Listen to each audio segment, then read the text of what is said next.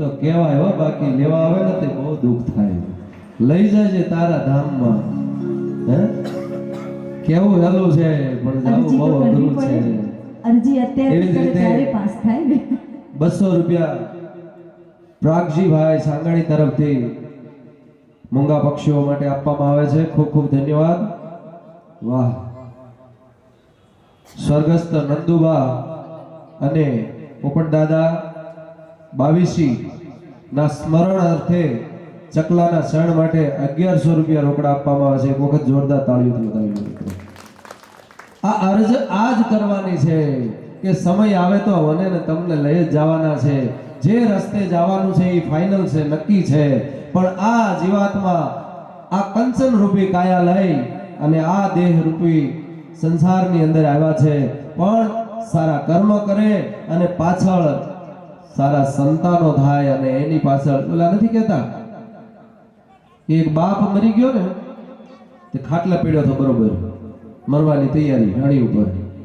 એટલે છોકરાને કીધું કે હું કોઈથી હારો થઈને રહ્યો નથી, હેરાન જ કર્યા છે બધાને, બહુ દુખી કર્યા છે, પણ મારી પાછળ એવું કંઈક કરજો. એના છોકરાને બાપ કહે છે શું કે મારી પાછળ એવું કંઈક કરજો કે મને સારો કે લો.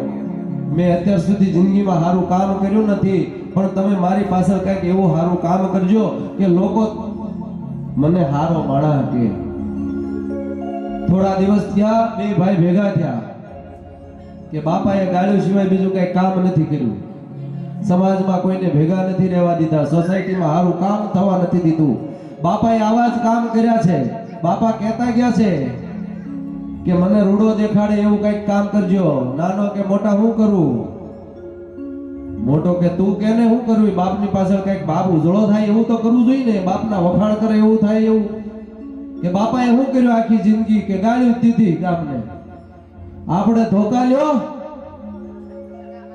બે ભાઈ ભાઈ પાછળ ધોકા લીધા, ગામ ત્રાસી ગયું. આની કરતા તો એનો બાપ સારો હતો. હે કોઈ પાછળથી આવી રીતે સારું ન કે ને, યાદ કરે. જીવાત્માને જવાનું જરૂર છે પણ યાદ કરે કે ના ઈ બા હતા પણ હજી અમને યાદ આવે છે.